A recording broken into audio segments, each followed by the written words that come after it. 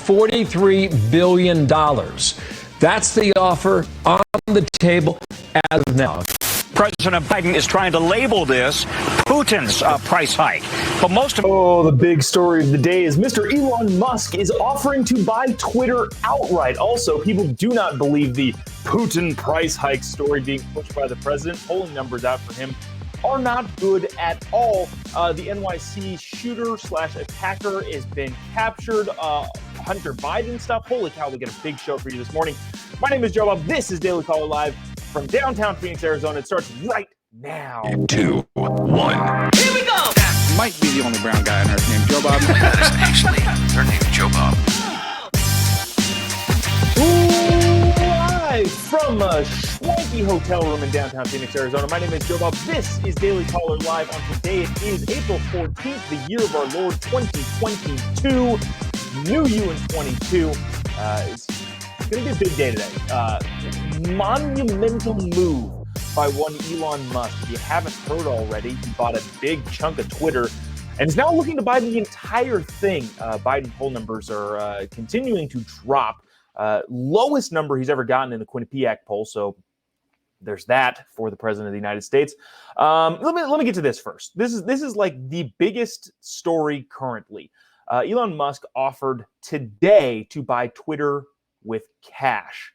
The tech billionaire, founder of SpaceX, Tesla, PayPal, holy cow, a bunch of other different tech firms, offered to buy Twitter for $41 billion. And he has the cash to do it.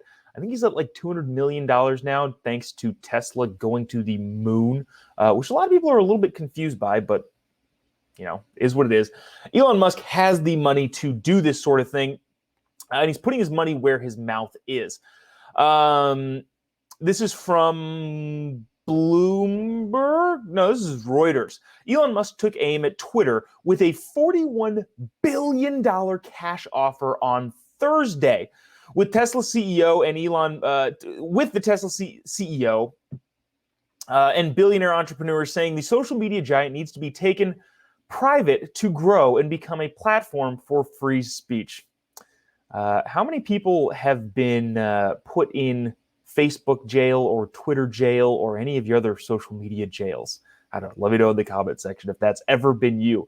Hasn't been me yet, by the way, which is odd, but I don't know, is what it is. But if you haven't been following the news for the last, 2 years almost? No, year and a half, the former president of the United States is not on Twitter because apparently mean tweets are bad.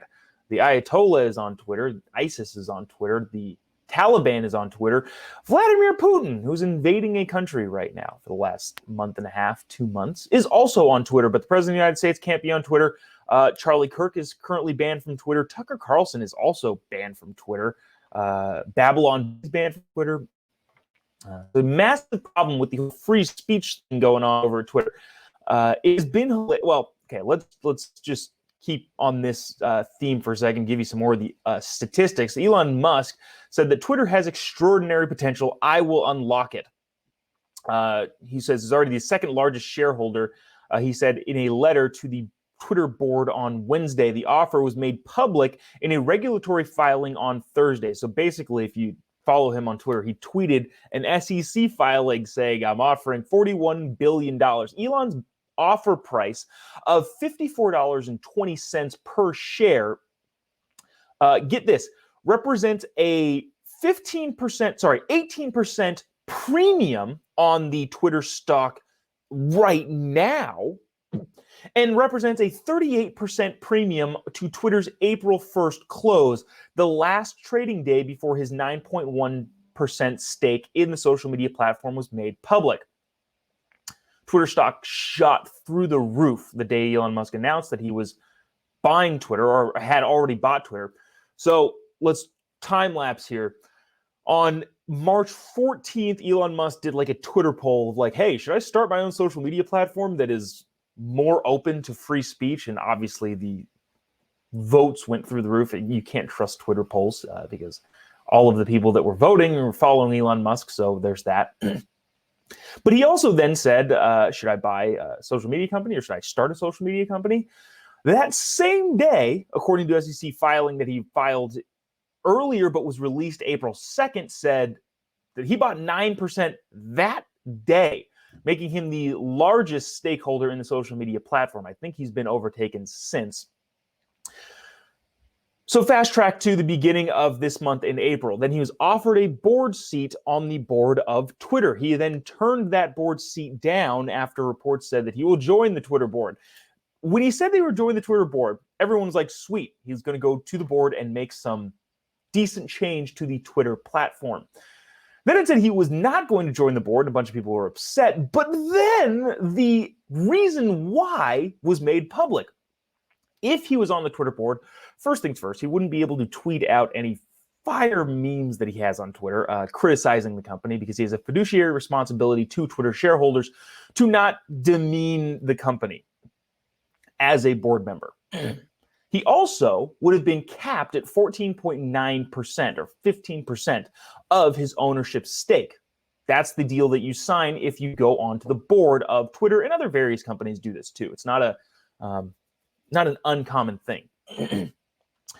So now that he didn't join the board, we made a real, a couple days ago, I think on Monday, saying that, oh no, it was on Monday. It was on Monday that we were saying, well, since he's not joining the board, he can officially attempt a hostile takeover. And that seems to be exactly what he's doing. Now, there's some interesting components here because company share stock rose 5.3% today at the market open, valuing Twitter at about $43 billion. That's what the offer is. The interesting thing is today, well, now the Twitter board has to discuss this. They're in a huge pickle, and here's why. Because one of two things could happen. They could either say yes, which would make Elon Musk the sole owner of the entire social media platform, which would be hilarious. So they could say yes and lose everything, effectively. He would go in and clean house, fire pretty much everybody on the Twitter board. Or two, he could announce that he's dumping all of his stock, which would tank Twitter stocks and cause a mass sell-off if they said no. So they either say yes and he becomes the sole owner, or they say no, which then he just dumps all of his stock. The other component is that the Twitter board has a fiduciary responsibility regulated by the SEC, Securities and Exchange Commission. They're basically obligated to do what's in the objective best interest of their shareholders. So if there's an asking price that is, what is the percentage again? 38% above where they generally settle, that's a pretty good deal for the shareholders. And if they were to say no, I would imagine Elon Musk, being the biggest shareholder or the second biggest shareholder, would file a lawsuit via the SEC to say, hey, these guys are not acting in the best interests of me, the shareholder. I wish to remove them, or whatever it is that he wants to do. If you haven't already, click one more hot take on this before we move on. Click the little like button, click the little share button. There's a couple thousand of you watching it. I'm seeing the numbers on the screen right now, which, by the way, thanks for watching when we're on the road. We were in Berkeley yesterday doing a rally with Charlie Kirk. Berkeley, yeah, of all places, walking around the campus talking to students, and then also did a rally later at night. And now we're back in Phoenix doing the live show. But appreciate you watching while I'm on the road. I know this is a little bit of a makeshift setup, but anyways, appreciate that. The last take that I want to kind of drive the point home here is, for the last, when did people start getting super censored? Probably 5 years, 2018-ish, when people started getting kicked off all their social media platforms. Obviously, people got kicked off before, but started with like people like Milo Yiannopoulos getting kicked off of Twitter, getting kicked off of Facebook, getting kicked off of Instagram.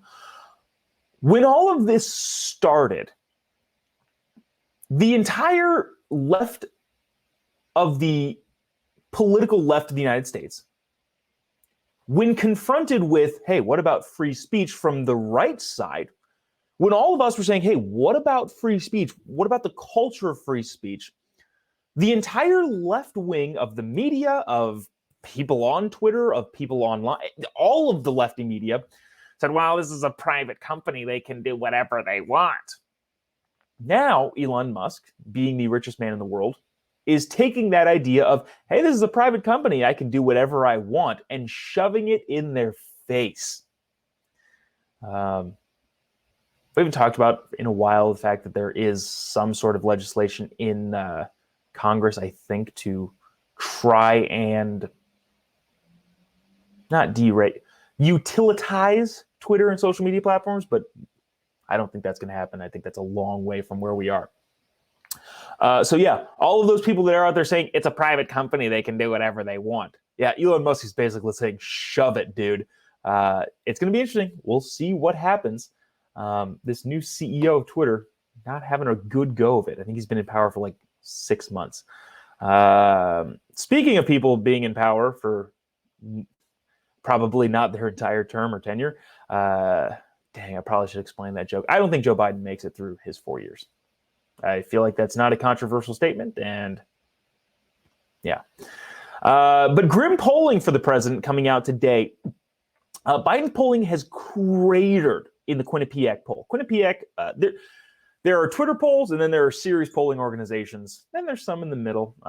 Quinnipiac is a very serious poll. YouGov, serious poll. Biden's poll numbers out in the Quinnipiac poll today are dismal. 35% approval rating, which is far below wherever Trump ever was, minus the January 6th day that probably shouldn't count in the lasting poll. It was a big event that happened that was terrible and bad, and his polling number suffered for it. But outside of that, in terms of a normal presidential span, this is the lowest it has ever been for a president in a long time, 35% approval. The other side of that is pretty interesting also, 55% disapproval, which means there has to be Democrats and independents siding with Republicans saying, hey, I disapprove of this guy. So there's that. Part of the reason why people disapprove of him, and this wouldn't have been reflected in the poll that was released today, but yesterday, the Centers for Disease Control and Prevention said yesterday, that it will extend its nationwide mask mandate for passengers on planes and public transportation through May 3rd. I was on a plane yesterday. I was on 2 planes yesterday. Going to be on a plane today. Going to be on a plane on April 18th. April 18th was supposed to be the date set for, okay, we're done with this. Was super excited to fly on a plane without the legal obligation to wear a definitely real mask. The mask that I wear on planes is super definitely real and not mesh where you can see through or breathe through freely at all. But I was looking forward to not having to wear one on April 18th when I'm flying out to Nashville, and apparently I got to wear one again until May 3rd, citing the need to assess the impact of new coronavirus subvariants that is driving most of the COVID-19 infections in the U.S. That's a bunch of baloney. But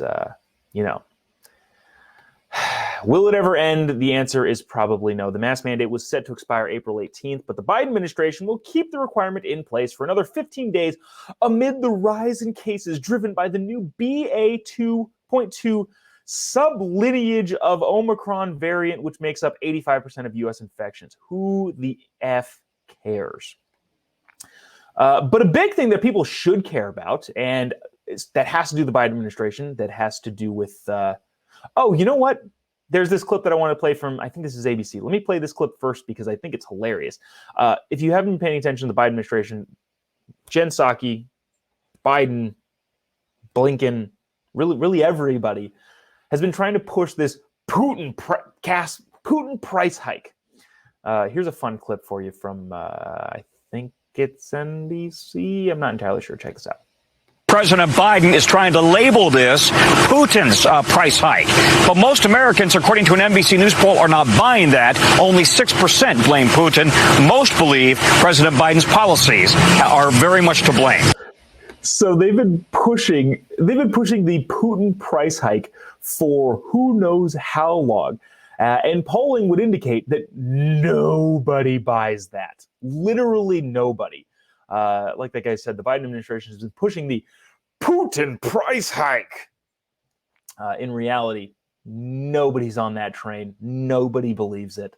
6% of Americans think that that's actually what's happening. So that's hilarious in its own right. And hey, you know, kudos to Americans for not buying that crap. And the reason they probably aren't buying that is because gas prices and inflation were already at record highs before Putin invaded Russia. So get out of here with that crap. But after this, I want to get to this thing. This is another big Biden story. Remember the Border Patrol agents that were accused of whipping migrants, corralling illegal immigrants? They were what actually was happening, and pretty much clear to everybody who looked into it, looked like border agents were corralling criminals committing a crime, which is their job, and whipping them, which would not have been good. Pretty much everybody realized that, okay, there's an explanation for that. The reins on the horses might look like whips if they're going fast and all that sort of stuff.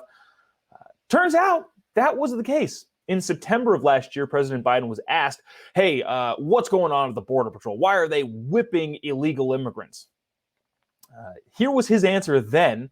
And then we got an update on that story. We got some closure finally, 6 months later. Check this out. Given what we saw at the border this week, have you failed in that promise? And this is happening under your watch. Do you take responsibility for the chaos that's unfolding? Of course I take responsibility. I'm president, but it was horrible what to see, as you saw. To see people treated like they did, horses barely running them over, people being strapped, it's outrageous. I promise you those people will pay. They will be an investigation underway now, and there will be consequences. There will be consequences. It's an embarrassment, but it's beyond an embarrassment. It's dangerous. It's wrong. It sends the wrong message around the world. It sends the wrong message at home. It's simply not who we are. Okay, so that story yesterday turned out to be entirely bunk. U.S. Border Patrol agents, let me get this screen up here. U.S. Border Patrol agents found no wrongdoing, or the Border Patrol self-examination, which is under the Biden administration's control, found that Border Patrol agents were not guilty of any wrongdoing. They're completely absolved, completely cleared from any wrongdoing whatsoever, as everyone expected. But Biden, the president, what did he say right there? It's an embarrassment. This is not how we should be doing things. Okay, so we shouldn't be doing things the correct way. It's effectively what the senile old man that sits in the White House is saying. But I did want to bring this clip on because, you know, we don't have short-term memories here. We remember what politicians say, especially when what they say is insane. This is Maxine Waters, Congresswoman Maxine Waters of California, talking about this incident that turns out to be entirely cleared of any wrongdoing. This might be the worst thing she's ever said. She said a bunch of crazy S. This might be the worst thing she has ever said. Check this out. I'm pissed. I'm unhappy, and I'm not just unhappy with the cowboys who were running down Haitians and using their reins to whip them. I'm happy with the administration. We are following the Trump policy. He is the one that does not follow the Constitution and would not allow those seeking refuge to be able to petition to get into the country. Here's the worst thing. What the hell are we doing here? What we witnessed takes us back hundreds of years. What we witnessed was worse than what we witnessed in slavery. So, that. So what we witnessed was worse than what we witnessed in slavery, says Maxine freaking Waters.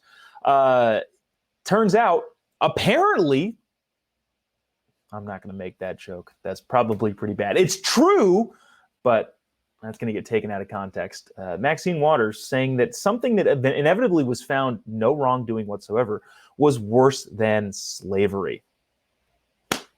Thank you, Congresswoman. Despite audacious attempts to malign U.S. border officials, Those who stood accused attacking of migrants have been cleared of any and all misconduct. The incident underwent a probe by the Customs and Border Protection Office of Professional Responsibility, OPR, which National Border Patrol Council President Brandon Judd revealed had yielded no evidence supporting the left-wing theory that agents whipped Haitian migrants. The Office of Professional Responsibility started their investigation and were compelled to give a statement. Once you compel somebody to give, basically they're cleared entirely of any wrongdoing. We said it at the time, and this is not a surprising story. I wanted to get to some Hunter stuff, but let me see a couple updates. What else is in the news? There's that NYC attacker was put in custody yesterday. So he's now thankfully in custody. Hunter Biden had some other. You know what? We're going to go big on the Hunter Biden stuff tomorrow. To give you a teaser-ish of the Hunter Biden story, the president of the United States, his son, Hunter Biden, that guy, was apparently using campaign dollars, and he was paying off the family. Let's just say that. Hunter took some opportunities to increase the wealth of his family. Big story in the New York Post. We'll go big on that tomorrow. Also, we got Dave Rubin tomorrow talking about his new book, Back in the Dingy Bunker. So we appreciate. Look, I can't tell you enough. I really appreciate all of y'all taking the time to listen and watch every day. I know there's a couple thousand of you that do, and I really, really appreciate it. If you miss any segment of the show, you can check it out on the podcast. Just type in Daily Caller Live with Jobob. I don't know why I said it like that, Joe Bob. My name is Joe Bob. If you haven't already, give me a follow on any of your social media platforms. JOBOB at JOBOB, The Joe Bob Show, all of that. Facebook, social media. Sorry, Instagram, Twitter. I didn't get a lot of sleep last night. I think that's why the brain's putzing out a little bit. We'd love to appreciate a follow on any of those social media platforms. I am hilarious on Instagram and Twitter. Hopefully, going to get bought by Elon Musk, and yeah, that should be a good place coming here in a little bit. So, would appreciate a follow on any of those platforms. That's gonna do it for us today. We'll see you tomorrow, same time, different place, back in the Dingy Bunker. Appreciate you tuning in this morning. See you then. God bless America.